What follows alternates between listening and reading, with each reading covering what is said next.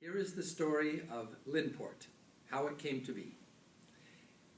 The first part of the story was in March 2011 at the last Standards Conference sponsored by LISA, the Localization Industry Standards Association.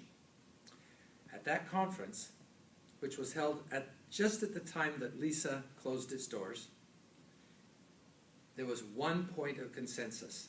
Everyone at the conference, translators, translation project managers, translation company owners, content owners, big clients like Dell Computer, standards bodies, academics.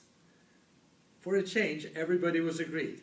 The next step in the language industry was to define a standard container to hold everything to do with a translation project. Now, of course, at that time, there were lots of translation containers, usually called packages, but each one was proprietary. It was tied to one particular translation tool. Tool X had its package format, Tool Y had its, Tool Z had its own, and they couldn't talk to each other at all. You output in one package format, you can't read it into another tool. What everybody said we needed was one format independent of all tools, independent of all software. Well, we started out designing this and soon found out that it was such a good idea that other people were thinking the same thing. We then found out about a project, a similar project in the European Commission, in the Directorate General for Translation. They had been working on a similar kind of container. Format wasn't very far along, but they'd been working on it from time to time, and they were delighted to join forces.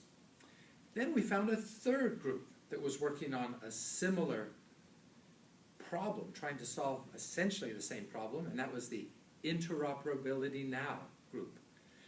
When we learned about them, it was a little more difficult to bring them together because they had a different idea of the size of the container. Eventually, we realized that there were really two kinds of containers. A big project container with potentially many languages, many files, much information, historical information about the progression of the project, and various tasks that have been performed.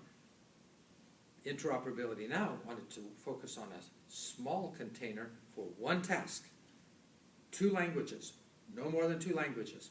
One task being requested, and then a response when that task is done.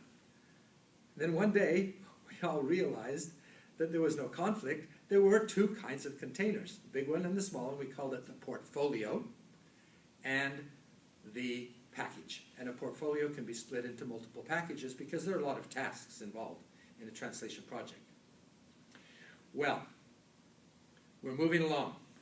The package format, which is called TIP, T-I-P-P, is now going into production in several translation tools as of November 2013. And more tools are implementing it. And the portfolio is still in the design stage, but hopefully within a few months it will be ready for somebody to implement.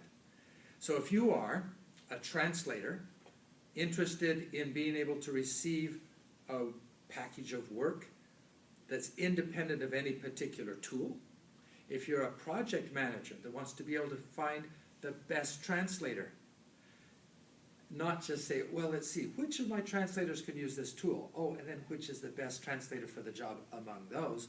If you want to be able to separate out the qualifications of the translator and the tool, which is the long-term vision here, then you should be interested in Linport. And if you want to be able to compare proposals, if you're a requester of translation services and you want to really compare proposals, you should be interested in Linport, because a key feature of Linport is that the package contains not only the source text and the other resources like translation memories, terminology databases, but the specifications for what kind of translation is expected, using a standard format for translation specifications. Very flexible, but standardized in the order, so they're structured so you can compare two specifications and say, oh, I know exactly what this proposal contains and this one contains, and you can see if some big piece is left out that would account for the difference in price.